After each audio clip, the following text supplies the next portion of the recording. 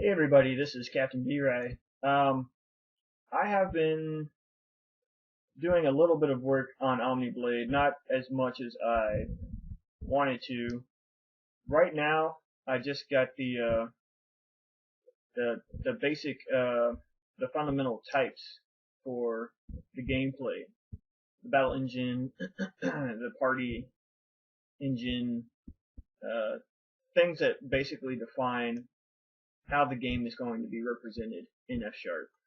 And you'll find these in the OmniTypes, OmniData, and OmniState files. Really no functionality to go with that yet, but in F Sharp, when you can just define your types, you've actually done a lot for your program just by defining them. The other thing is, I recently had to just temporarily close the repository for OmniBlade because the way I was giving out permission to use the assets, which is to say anybody can use them, didn't really jive well with what the project needed to do. So while I was trying to figure that out, I just kind of closed the repository for, I don't know, maybe a week or so. And what I was able to do to reopen it and make it public once more is I put a license on there specifying that while all the code, and this is just for right now, but right now all the code is totally free, open. Anybody can use any of the code. They can use anything. Specifically in the license, it says any asset, any resource inside the repository that's text-based is open and free, and you guys can use that. However, the license also specifies the assets, non-text-based resources in the repository, are not free for other people to use. And I went ahead and had to do that because what I don't want is to be building this game and have, say half the assets done, or even nearly all of them done, and then have people start using my assets before I've actually even released the game. So then it'll look like my work is derivative of somebody else's, whereas even though it's not, it's somebody else's work that's derivative, it just happened to come out before mine. So I had to have a little bit of restriction on the license. Once we have a successful Kickstarter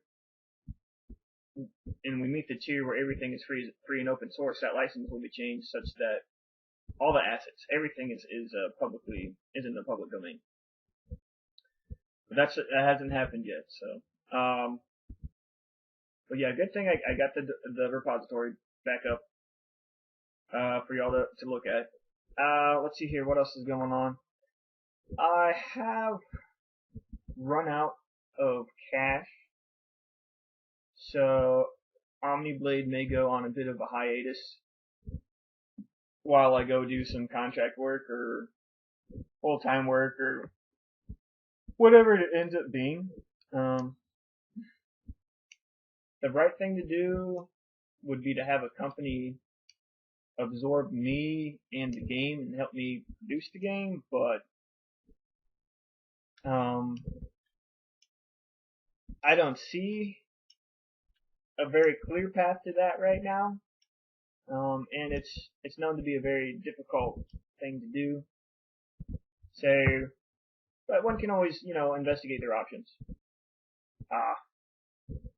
At any rate, that's what's going on with OmniBlade. Nothing terribly interesting here lately. I just gonna keep on trucking here. One terribly interesting thing, I should say. There is one terribly interesting thing. Is that we do have some new arts to show, and we'll go ahead and dig those up on the Dropbox I've got right now. It's not a whole lot of new art. It's just a bit. So let's load that guy up. Let's see what's new. Currently the artist has been working on character concepts. And we've got a couple of potential concepts for the Kane character. And while this looks nice, it's not really my vision. So, and then the other concept we have for him is this guy. And I guess the thing in common that we'll have to change is, while it's kind of interesting to have giant anime swords, I don't really think it's right for this game. So while Kane is a heavy sword wielder, it's not like, you know, super deformed huge like we have here. So this is sort of like, if you combine the two images, the armored guy and the less armored guy, you probably have about what we'll end up with. Again, I need to sort of aim the artist in a more specific direction, and I did that with an email a couple days ago, so pretty sure he's working on that. So he never does bad work ever. He just sometimes you gotta be a little more. When your vision is somewhat clear, you gotta be a little more specific with your artist, and that helps them out a lot. Here's another character. She's super cool. I don't know. This is a great concept sketch. However, I'm not sure what character she'll actually be yet. But it's such a great concept sketch that she's gonna have to be some character. Probably be one of the not main characters, one of the people you battle alongside, one of your peers in the Coliseum. So super cool. That's, I think, about it for art right now. What we're having, what Dan is working on, the artist, is the trying to come up with a game logo, trying to come up with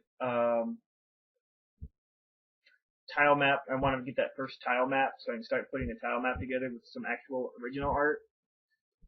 So that's all exciting stuff. It's in the pipe. It's coming down the pipe. These things just take a little time though, so that's all right. Okay, anybody, if you have any questions, want to take a look at the code. Well, sorry, one last note. I did have to do a non-trivial refactoring on the code base. It turns out my domain, if you guys remember, I changed the domain model, and that was a big refactoring, to be something a little more F# centric, and I still wasn't happy with that. It still was. The main problem with that is it was really inefficient, in that if you change the property on an entity, and you wanted to persist that to the world, you had to do a whole bunch of copies. You had to copy not only the entity, you had to copy the group it was in, you had to copy the screen that group was in, you had to copy the game, and you had to copy the world. So now you just have to copy the entity in the world, which is a pretty good savings. And the reason why it's a big deal, I mean, the operations, the computational operations themselves, I don't think are a big deal. But the reason why it may end up being a great thing is that it's going to save me a lot of garbage creation at runtime. And I have been able to push the .NET GC to start doing a GC, like a GC1 every second or so. And that does drop a few frames every second. So I'm getting a little bit worried about how the GC is going to act. I still haven't done any profiling on Mono to see how that GC.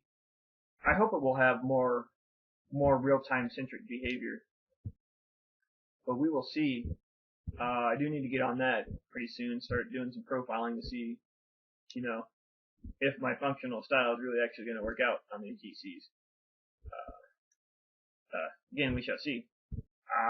So that's about it. If you guys have any comments or questions, please leave them at the bottom of this video.